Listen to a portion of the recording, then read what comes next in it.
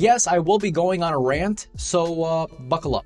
Sony has spent their time perfecting and bringing AI upscaling to the PS5 Pro, but is it worth the eye-watering price tag of $750? Well, maybe.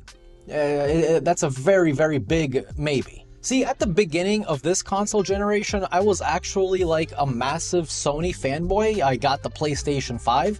I upgraded from the PlayStation 3, the PlayStation 3 Slim, the PlayStation 3 Super Slim, yeah, remember that one?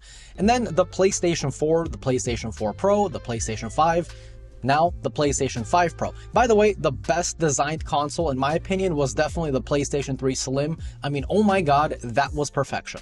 But anyway, after a month with the PlayStation 5 4 years ago, I decided to get the Xbox Series X because Game Pass was just excellent back then, and really it's still excellent now. And I could also download Xbox Game Pass games to my very beefy 4090 gaming laptop and just play straight from there as well. Fast forward 4 years, I am a little disappointed Microsoft isn't doing a mid-cycle refresh of the Xbox Series X Pro model. That's not going to happen. So will the PlayStation 5 Pro convince me to switch over to Team Sony again? Well, first things first, the design. Thankfully, the PlayStation 5 Pro is smaller than the PlayStation 5 because boy, that console was massive. While I do love this new updated look, what I don't like is the pricing. This thing cost me $749. Now, if you want the disc drive, it'll be $80 more if you could even find it for that because it's been sold out and scalpers are out of their minds on eBay. So if you have a library of disc games on the PS5 and you just upgrade it to the PS5 Pro, you can't play them unless you overpay by 2-3 times on the disc drive, which please don't do that. Don't give the scalpers more money. They already have a hard time selling the PS5 Pro. Now, the PS5 Pro is supposed to use AI, upscaling, and other fancy tech that 99% of people, including me, don't understand. But how does it actually translate into gaming? Will you notice a difference? Personally, I didn't really. Now, at first I was reading reviews online and many other gaming outlets were also saying that the differences were kind of minor. And of course, I always like to think positive. So maybe I was like, you know, they're just saying that to get the clicks. But then after spending around like, I don't know, like what, 15-20 hours of gaming on this thing, I didn't really notice a difference. I mean, yeah, of course the difference is there. Of course it is. But for $750? No.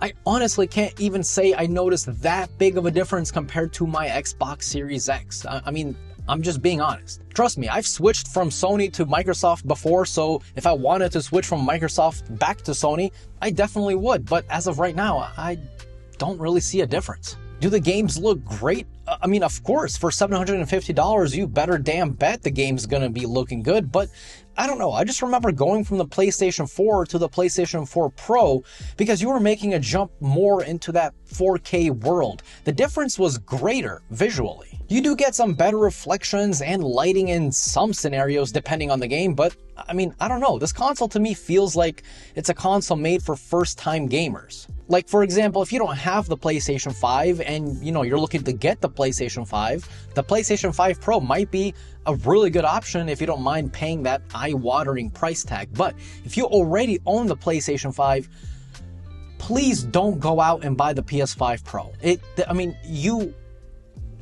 Just don't. I mean, I'm just being honest. Yeah, I could say definitely go out and buy it. Use my link down below. I earn commission off it, but I won't. There is no link down below. I'm just giving you guys my honest thoughts. See, the whole shtick with the PS5 Pro is that you don't have to decide between quality and performance, as this console kind of merges them closer together, as well as making PS4 games look a bit better thanks to that new fancy AI technology. But that AI tech doesn't really work all too well in some games, like in this screenshot from Open Surprise. No, your eyes aren't bad. The PS5 version clearly looks better. Look, I love AI, I love tech advancement, but can we please stop putting AI everywhere? Especially when it doesn't perform as good as actually upgrading the physical hardware of the console to actually make the games look better. AI is cool, but not always. I don't know about you, but I would be really pissed if my $750 console is getting outbeat by a $370 PS5 Slim in some games. That should not be a thing. See, the whole gaming experience isn't only about graphics. Sure, fancy lighting and shadows are great, but if we take a look at the best-selling games and not counting Red Dead Redemption or GTA 5, they're not really all that graphically intensive. I mean, Jesus, Minecraft is number one, you know, Minecraft. Gaming is all about how fun the game is and how into it you are. Why I'm saying all this is because, well, anyone can make a side-by-side comparison and say, yeah, the PS5 Pro, if you zoom in 900%, you can see more detail. But no one plays like that. I don't have a magnifying glass strapped to my eye when I'm playing games. You know, when I'm raging on Call of Duty, the last thing I'm thinking about is, wow, that texture of the brick is super magnificent. When I'm battling it out in Spider-Man, I'm not actively thinking about those shadows and lighting. Sure look impressive for $750. Look, I'm not saying it's a bad console. I'm saying the pricing is just, it's bad. It's bad. My gaming laptop is the Asus ROG Strix with a 4090 in it. I can play basically any game at max setting, which blow away the visual fidelity of the PS5 Pro and the Xbox Series X. But does that mean when I turn on the PlayStation 5 Pro or my Xbox Series X, it automatically looks bad? No. In fact, I don't even notice it. I only notice if I'm actually actively trying to find it and look for it. If the differences of the PlayStation 5 Pro compared to the PlayStation 5 were big, you wouldn't need side-by-side comparisons. For example, in this screenshot with GTA, the differences are clearly there comparing the PlayStation 4 to the PlayStation 5. Maybe my eyes aren't what they used to be, even though I have 20/20 vision, but take a look at this screenshot, or maybe this screenshot. I mean, if I look really closely, I can see that I wasted $750.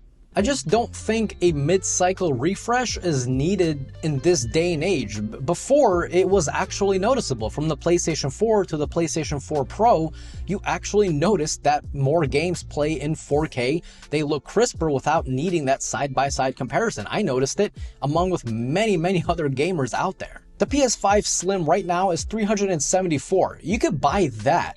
2 years of PlayStation Plus Premium and a few games for the same price as one PS5 Pro with nothing else. That's crazy.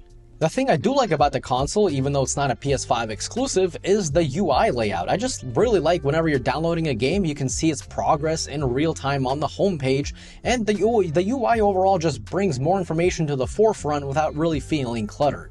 I really like the way Sony did the UI, and I kind of hope Microsoft follows through, because the Microsoft, you know, the Xbox Series X layout, it just looks a bit kind of bland nowadays. What doesn't make sense is that Sony is calling this the Pro model, charging us $700 for it, or $750 with tax, or even more depending on where you live, and they didn't even bundle a $30 stand with it? Really? You couldn't afford that, Sony? You know? $30? No disk drive either. I mean, you guys couldn't at least made enough in stock so people wouldn't have to overpay by 2 to 3 times? Look, I get it. If you want the best, you gotta pay the best. But does that mean they can just rip us off? Maybe so. I guess that's why no one is buying this thing. Now, the controller of the PlayStation 5 Pro hasn't changed from the PlayStation 5, and I think it's fine. It's a decent controller, but I still think the Xbox Series X controller is just more comfortable. It kind of fits more into my hand, because when I'm using this controller, my palms, for some reason, aren't gripping the entire grip of, or the handle of the controller. I don't know what this thing is called. But like for longer gaming sessions, it kind of cramps up my hand. I don't really like it all that much for, you know, ergonomic reasons, but I do like the triggers. I think it's pretty cool depending on the game and depending on like what your character is wielding. It has a different kind of feel to it, like a different kind of trigger pull. That's pretty genius. I definitely like that, but obviously for playing games like Call of Duty, you might want to turn that off so you can be a little bit more accurate. But for story-driven games, it actually kind of almost puts you into the game. Not really, but kinda. Look, I mean, I don't know. All in all, the PS5 Pro, like I said, it's a great console, but it's not needed. It's not really needed, and the sales figures tell it all. I mean, you guys remember when the Xbox Series X and the PS5 came out? You couldn't get those consoles in stores for like 2 years. They were sold out everywhere. You're either overpaying, or you got really lucky and managed to find one like hidden under a shelf in a store.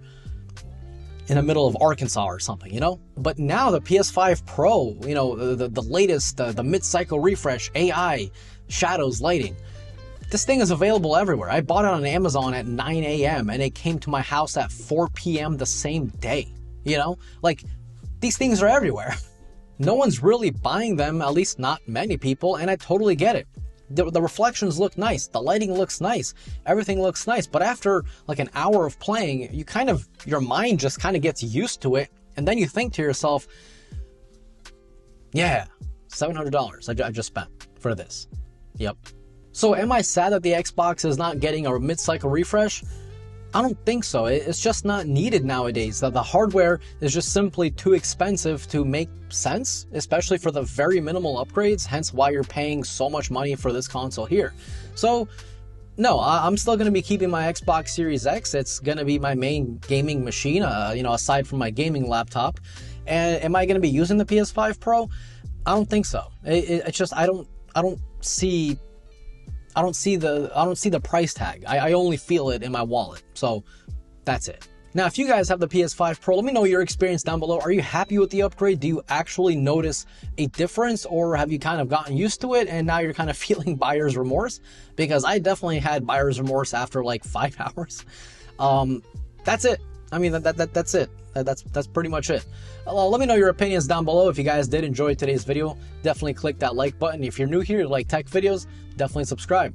As always, this was Mark from Mark's Tech. Adios.